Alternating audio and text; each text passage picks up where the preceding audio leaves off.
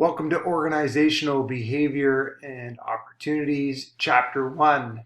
Each week, I will give a brief overview of the chapter content. I do encourage you to pick up the textbook, read it, highlight, make notes, because all of this content will be on the final exam as well as the tests throughout the course. So, what is organizational behavior?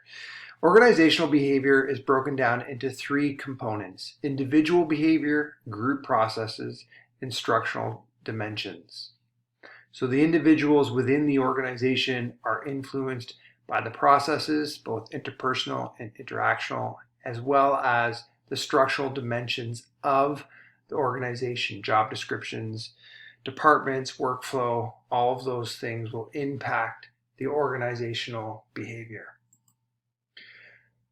What is organizational behavior? It is a very broad term that encompasses a number of disciplines: economics, anthropology, management, medicine, psychology, sociology. So it is a very broad and diverse topic, which makes it an exciting one to study because there's always something new and interesting happening within the field. Behavior in times of change. It's so interesting that we have gone through so much change over the last year with the global pandemic.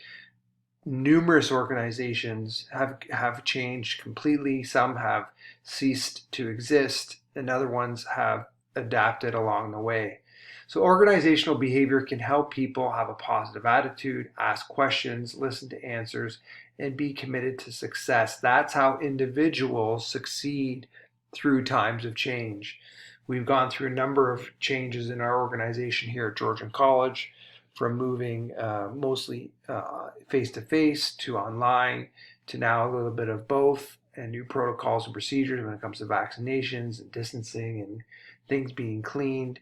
It has gone through a tremendous amount of change, like most organizations this year. And so the way you get through those things is by having a positive attitude, really asking questions, listening to answers, and being committed to organizational success. So organizational context. Organizations are open systems with a number of variables impacting how they operate and evolve and change. So we have the structure of the organization, the technology, the tasks, and the people. All of those things are internal changes that occur. There's inputs, there's outputs. Obviously, there's things that influence the organization from an external standpoint, but I do encourage you to dig a little bit deeper into those concepts in Figure 1.1 in your textbook. So there's formal and informal elements of organizations. Formal elements are overt or very obvious. Those are job descriptions. You show up to work on day one, they give you your job description. You follow the processes and the procedures in that job description. Most of the time, you're okay. There's products, there's goals, and there's policies. All of those are formal, well documented in most organizations, policies and procedures. Then we have the harder to define informal elements or covert elements. And those are the things that are really hard to see because they aren't necessarily written down or recorded anywhere, but they have an equal impact on how the organization operates. What are people's attitudes? What's the culture of the organization? What are the norms that have been established? And how is the morale? I'm sure you've all had part-time jobs at this point, many of you full-time jobs, and you understand the difference between working in an organization that might have a high morale, high motivation, people are excited to get there, versus an organization in which people are kind of defeated and really would rather be anywhere but work.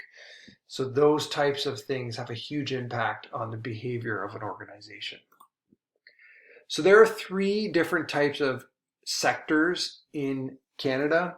The first one is the government sector, and that is all of the government organizations, the police, the firefighters, the teachers, the hospitals, all of the infrastructure, the roads and the parks, all of those types of things, as well as the people who work in the government, the people who work for the CRA and unemployment and Ontario services and all of those types of areas. That is the government or public sector.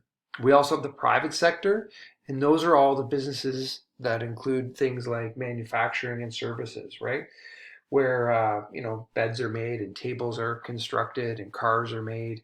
The services such as private services, if someone's going to come and fix your house if it's broken, or work on your car, or provide any of the services that exist. Restaurants as well as a service industry.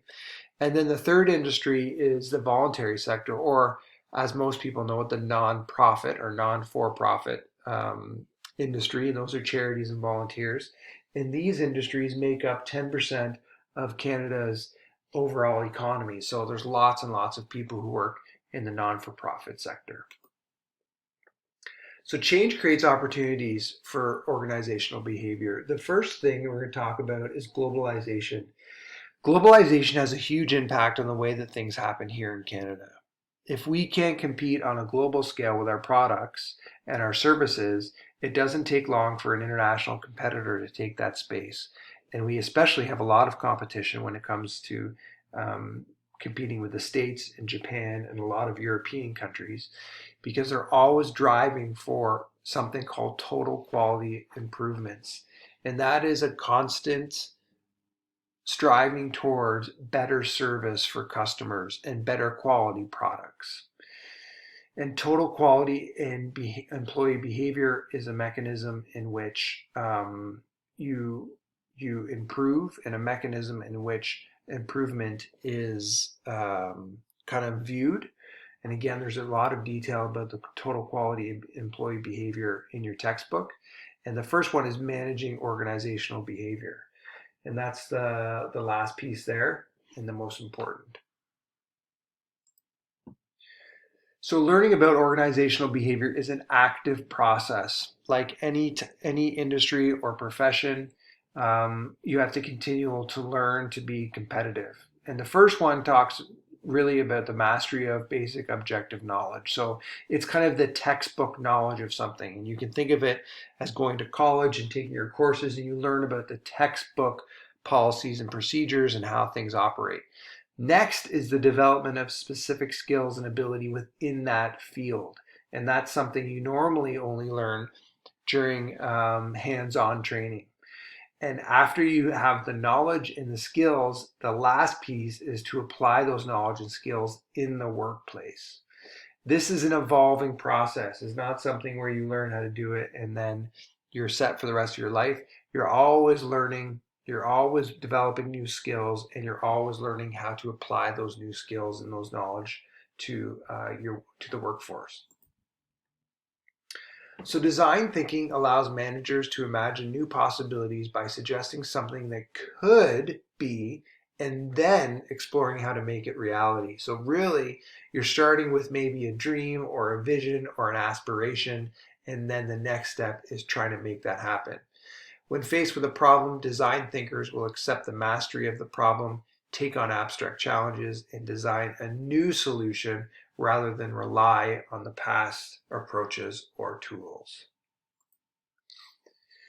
In this chapter, you have to make sure by the time you're finished, you understand the definition of organizational behavior, the 4 action steps for responding positively in times of change, the important system components of an organization, the formal and informal elements of the organization, the diversity of organizations in the economy, the opportunities that change creates for organizational behavior, the value of objective knowledge and skill development in the study of organizational behavior, and the process of organizational design.